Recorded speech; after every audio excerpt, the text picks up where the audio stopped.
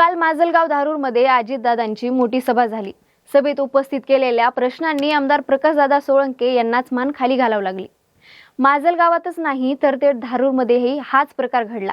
म्हणजे काय तर ज्या व्यक्तीला एक अपवाद वगळता सलग 5 वेळा निवडून दिलं, त्या व्यक्तीने माजलगावचा विकास किती केला ह्याच्यावर अजितदादांनी नेमकं बोट ठेवले।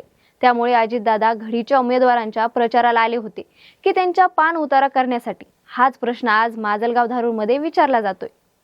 असं नेमकं काय म्हणालेत अजितदादा, त्यावर प्रकाशदादाची काय होती रिॲक्शन, हेच आपण या व्हिडिओतून पाहूया।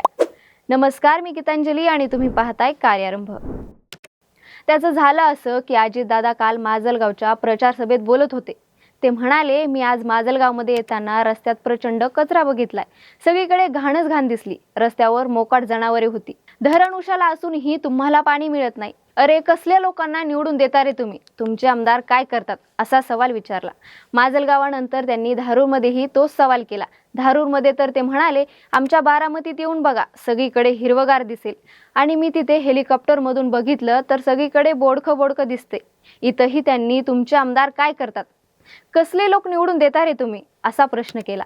आता अजितदादा हे बोलत असताना स्टेजवरच माजलगावचे आमदार प्रकाशदादा सोळंके बसलेले होते। विशेष म्हणजे धारूरही त्यांच्या माजलगाव मतदारसंघात येतं। अजितदादांच्या या प्रश्नामुळे स्टेजवर चांगली चुळबुळ सुरू झाली होती। आमदार प्रकाशदादा सोळंके हे 1999 ते 2024च्या काळात 2014चा अपवाद वगळता सलग निवडून आलेत। म्हणजेच अजितदादांचा प्रश्न थेट प्रकाशदादांना होता। गेल्या 4 वर्षापासून माजलगाव आणि धारूर या 2 नगरपालिकेवर प्रशासक होतं। त्यामुळे सगळा कारभार आमदार सोळंके हेच पाहत होते। तर माजलगावात 2020 नंतर त्यांचाच नगराध्यक्ष होता। तरीही माजलगावची ही अवस्था आहे। आता जर पक्षाचे नेते जर आमदारांना काय विकास केला असं विचारत असतील तर जनतेला सारं काही कळून चुकलंय। विरोधकांनी प्रश्न विचारण्याची गरजच उरली नाही।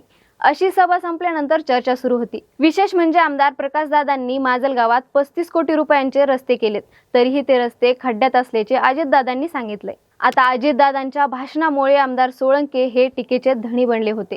त्यामुळे आमदार सोळंके यांनी सोशल मीडियावर पोस्ट लिहित आपलं म्हणणं मांडले।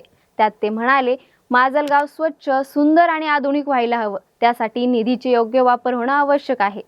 त्या अनुषंगाने आमची उमेदवारांची निवड बरोबर आहे। माजलगावमधील एसटी स्टँडची अवस्था दैनिक आहे, ती सुधारण्याची जबाबदारी आमची आहे।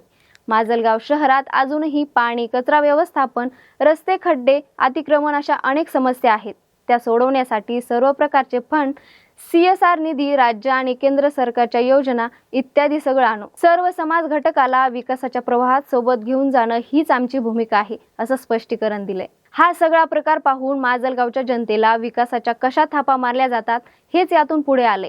जे काम विरोधकांनी करायला हवं हेच काम अजितदादा करून गेले, अशा प्रतिक्रिया माजलगावातून उमटत आहेत।